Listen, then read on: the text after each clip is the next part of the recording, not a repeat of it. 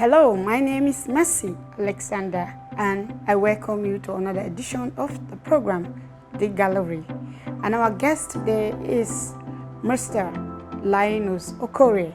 He's the MD CEO of Godney Leadership Center. So sit, relax, because today we're going to be learning a lot from him when it comes to leadership. Linus Okorie is a renowned leadership development coach and human capital development consultant. For over 20 years, Linus has been known as a relentless icon in the quest for good leadership in public and corporate governance in Nigeria. His vast experience in leadership, coaching, mentoring, and advocacy across the world for over 2 decades has distinguished him as a trusted name in leadership excellence. He is the founder and president, Guardians of the Nation International Godney, a leadership development non-profit organization which has developed 15 leadership brands to train and nurture youths, elected officials, and general public on effective leadership skill and values. Consistently, Linus Okorie has carved a niche as an authority in leadership development with a career development path defined by the principle of selfless service, dignity, and integrity. Since inception, Linus Okorie has piloted Godney to become Nigeria's foremost leadership capital development organization, including the establishment of Godney Leadership Center (GLC) in Maitama, Abuja. He is currently working towards building the much-anticipated Global Leadership Center at the Oguta Lake, Imo State, where excellent leaders will be groomed for the growth and development of Nigeria and the African continent. He is pioneering the emergence of a new breed of well-equipped and competent leaders to filtrate the public and private sector hierarchies in Nigeria and the rest of Africa. Linus Okorie is also the managing consultant of New Vision Consults, a world-class leadership consulting firm he founded in 2007, advising and training top-level civil servants, government officials, military and paramilitary, as well as the private sector. He is the West African representative of ADE International United Kingdom. He has inspired over 300,000 people across Nigeria and Africa who have directly gone through his leadership programs and millions through radio and television. As an influential speaker, Linus Okorie has graced many live conference, radio and television programs across Africa, Middle East, Europe and USA as a guest speaker, trainer and advisor. He is a regular guest in many print and electronic media, radio and television platforms across Nigeria. He is a radio and television presenter and host of Leadership Clinic on AIT. He is the author of Footprint Leading Beyond Today, a book already in the world market, which was forwarded by Dr. Miles Munro. He attended Government Secondary School Owerri, Imo State, where he became the senior prefect of a school. He is a graduate of History and International Relations at Imo State University, where he served as the first elected Student Union Government President and later did his National Youth Service with the National Assembly, Abuja, after which he proceeded to carry out a research in his area of passion, leadership development, at the Lagos Business School. Linus Okorie has a master's degree in organizational leadership from Regent University, Virginia Beach, USA. He is an alumnus of International Visitors Program (IVLP), sponsored by the US government under the Department of State, a program which has produced 300 presidents of various countries since its inception.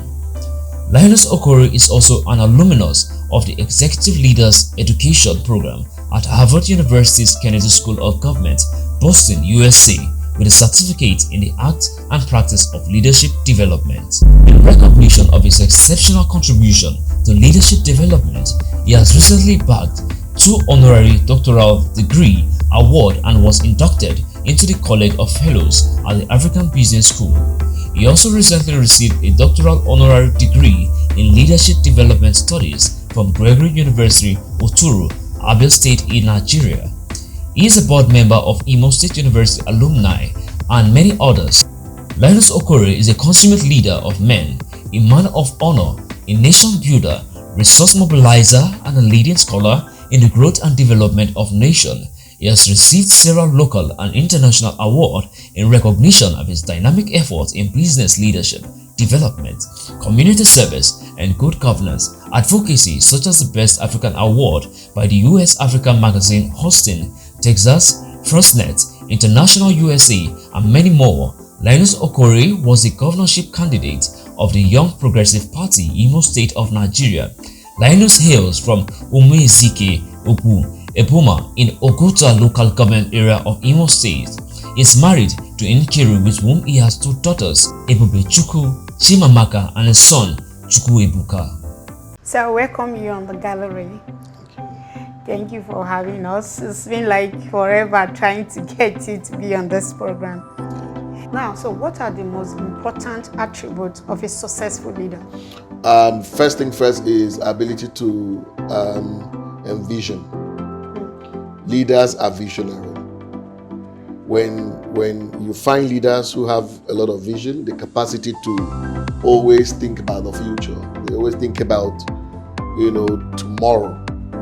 That's a very important element of leadership. The other one is empathy. Empathy. Leaders must empathize with, those they are leading. The other one is courage. Courage to speak truth to power. Courage, to state your position the way it is, even if it's the minority. It's a very important skill. The ability to work with people. We have very difficult human beings. That's true. Holding systems. You have people with different temperaments. The ability to work with the bad, the ugly, all manner of human beings. In fact, complex beings. The ability to work with them is a key element in leadership. The other thing about leadership, skill that is very important is the ability to learn. Most people, once they occupy public positions, they stop learning. And learning from superior, learning from your juniors, learning from the environment, learning from systems, learning by observation, learning by books. Learning. So you learn, continuous development, continuous learning, continuous improvement. Any leader that has a hunger for learning, that leader will leave legacies. Wow. Now, right now we have a lot of leaders in Nigeria or all over the world, but let's talk about our country. What are the qualities that some of them are lacking in today's leadership? Yes, a lot of leaders basically occupy public positions in the country, in Africa, and I can tell you most of it is their ability to work with people. They lack it. Most leaders also, lack humility. Humility is critical. Most leaders are not focused. Most leaders that I know of, most of the time, think about self much more than they think about the common good. So not selfless enough. That's why Simon Sinek wrote a book entitled "It Leaders Eat Last." So leaders must learn how to sacrifice, and most leaders are not sacrificing. Another element is most leaders are not investing in their leadership capital. They're not investing in growth. And the one that really pains me is that most leaders are not investing in future leaders. The purpose of leadership is not to create more followers. The purpose of leadership is to create more leaders. It's to convert leaders into followers. The ability to invest in those who will take decisions for the future is what makes leadership outstanding. And that's the real function of a true leader. The ability to groom, invest in the next generation of leaders in your institution, in your business, leaders in the country. That investment is important. So when leaders lack that, what happens is that succession planning is not working. Absolutely. And then another very critical thing that I think leaders are lacking is vision. Vision drives progress. Vision drives growth. Visionary leaders can transform nations. They can stretch because vision stretches you. If a man doesn't have a purpose waking up, sleeping becomes interesting. So what is that vision that can stretch a leader and discipline a leader to go the extra mile in order to be able to get things done? So most of the time you have people who think only about now. And with that vision, you can't delay gratification. and you need a lot of delayed gratification to be able to build the stamina to be able to accomplish the big vision. When people are visionary, they can overcome obstacles. They can look at obstacles and they see obstacles as stepping stones because they are visionary leaders. Visionary leaders are people who have the capacity to see beyond the current reality. So for now there might be challenges, but leaders always look beyond those challenges. Leaders who have been able to build nations, institutions, businesses that are sustainable, they have been individuals who develop very quality vision. What is that one thing that whenever you remember it, you are so you're full of pride, you are proud of yourself? That one thing that you have ever done that makes you so proud of yourself? So it's the day that I founded Guardians of the Nation International Company. I was only 19 years old when I founded this institution that you are in. At the age of 19, when that vision came to me, I thank God for giving me that opportunity, not to give up on the vision, not to be discouraged, because most people were discouraging me that I should rather go and find a job, somewhere and earn salary. Because at the time I found the vision, I had not even entered university, right? Yes. And I decided to take it to the university. I raised leaders in the university. The amount of young people who influence in this country in terms of transforming their thinking, I've had over 300,000 people go through our program since inception, across board, from conferencing to training to roundtables to all sorts, and then millions through radio and television. So I am grateful to God for giving me the opportunity to have established Godly Guardians of the International when I did. That's a good one. How do you continue to grow and develop yourself as a leader?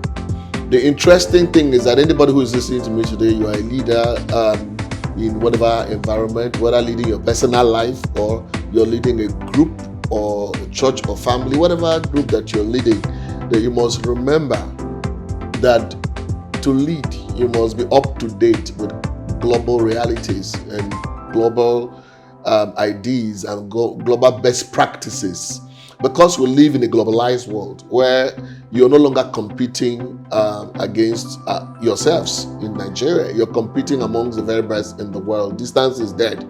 Therefore, competition is global. What that means is that every day you must invest in your learning system. The truth of the matter is that the learning system provokes growth. Growth is about stretching. The more you know, the more you are respected, because leadership flows to the one who knows.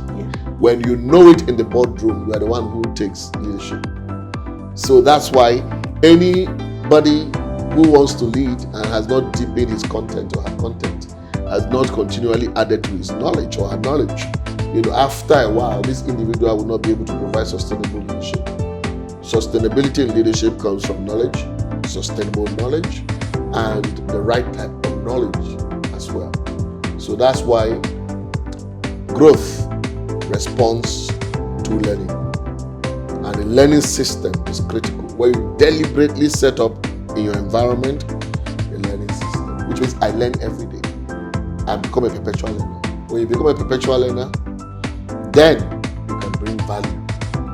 You can turn ideas into products and services. It's about a learning system. And that's what we're missing in most institutions today. The culture of learning, the culture of reading, they've disappeared. And any leader who wants to go far must bring them back home. Thank you, sir. How do you align your organization with your vision and your mission? First thing first is that there is the leader's responsibility to create a vision.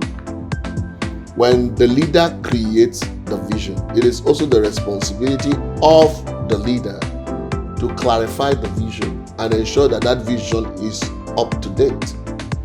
It is the leader's responsibility, therefore, to now transfer the vision to the team.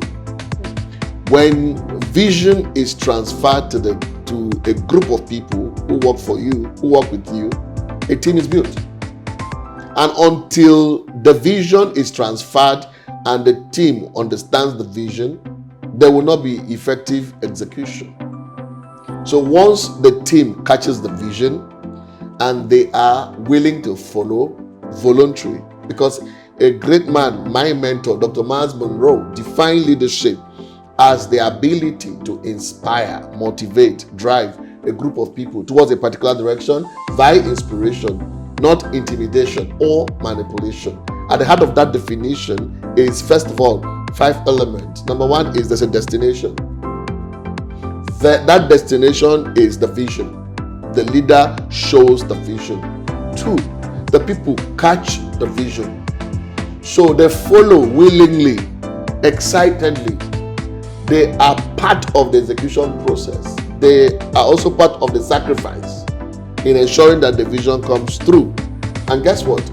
The 4th element, the values that protects that vision, is built by the people too.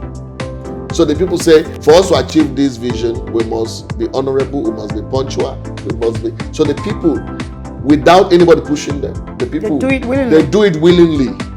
And in the process of doing that, they pay the absolute sacrifice, the price. They pay the price. And once they are able to pay the price, the results comes in naturally. Nobody forces it. Thank you, sir. Now, sir, let's talk about insecurity in this country. Because I've seen most of them have been in your leadership center. Now, what do you have to say about this insecurity in the country? And do you think the present government are handling this very well? Well, my context basically is that, at the end of the day, it requires a lot of decision. The ability to make decisions. Leadership is about decision making. And because leadership is about decision making, everyone who is responsible for decision making, both at the military level, at the level of policy, at the level of policy development, at the level of the implementation of policy, should be purely, like I said, it should be a decisive mood. Once decisions are made, I believe that this system know what to do exactly.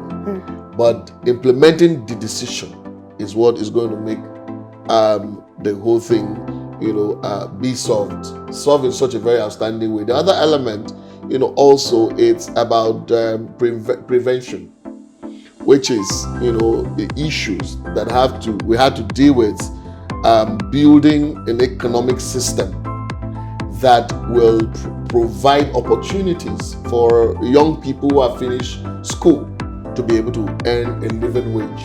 When you have more people working, engaged, are involved with economic practice, then you will have a lot of people who are providing value to the organizations, and most people will not have time to be recruited to be part of those giving trouble to society. The other element also would have to do with the quality of those who are elected into leadership positions, who can stir up decisions and pursue those decisions with a lot of energy is also important. And then the last element also is the fact that there has to be some strong element of unification for Nigeria. Decisions must be made based on one Nigeria. I mean, what benefits everybody, not what benefits any part of the country. So when people will feel a sense of justice, once people feel a sense of justice over time, then it helps in calming down the nerves of quite a lot of people, and then people can buy into the project Nigeria. Thank you, sir. Now, what are the courses when it comes to your leadership center? Yeah, so right here at the Golden Leadership Center, we have programs like Advanced Leadership Program for very high level executives, and this stretches for a week. Just a week? It stretches for a week. I mean, it's intensive, from morning till evening. People are, learning, and so they are learning strategy and execution. Sure. They are learning decision making and negotiation. They are all, learning strategic thinking. They are all learning mind leadership. They are learning, transformational leadership. They are learning sustainability. in terms of leadership. They're learning quite a whole lot, team dynamics and all of that. So by the time they go out from here, they have developed certain skills on how to be able to at least advance their careers and add value to the companies that or institutions that they represent. And then you also have middle level program for middle level managers, the leadership masterclass. You have programs for human resource executives. You have for customer service executives. You have for media practitioners. Okay. Absolutely. You have for personal assistants and executive assistants. You have for every segment of society is represented in terms of the kind of program value that we deliver at the Body Leadership Center. At the moment, and most especially, we also have a program for young people. And they are all for a week? And they are fellowships where if you are successful in society and you want to give 40 young people an opportunity to go through a leadership program in your name, then you'll be able to make it happen. So they become your fellows. That's what happens at the Leadership Center. And they are all just a week? Yeah, most of those courses are a week, some 2 weeks, basically at the moment. But in the future, we're going to be having, programs that run for a month? Yes, for a month. And even, sometime in the future, of course, leadership master programs and things like that.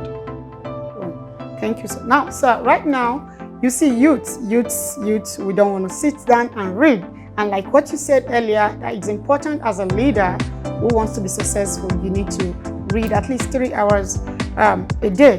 Now, what do you have to say to our youths? Because right now, a lot of them are into some shady things, cybercrime. What do you have to say to them? Oh, so the truth of the matter is that let me commend, first of all, the young people of this country, within and outside the country, who have bought into this message and committed, in different sectors of the economy. Young people are doing great stuff. I think there should be emphasis a lot on a lot of young people who are making a lot of progress, stretching, working very hard, creating systems, creating organizations, creating businesses, and are making a lot of progress. I want to commend those young people. I also want to call upon the other young people who are still struggling with one failure or the other, and who are trying to go through some shortcuts. Truth of the matter is that sustainability is critical, and because sustainability is critical, I'll advise you that you find yourself, try and discover yourself in whatsoever area of life endeavor that you are.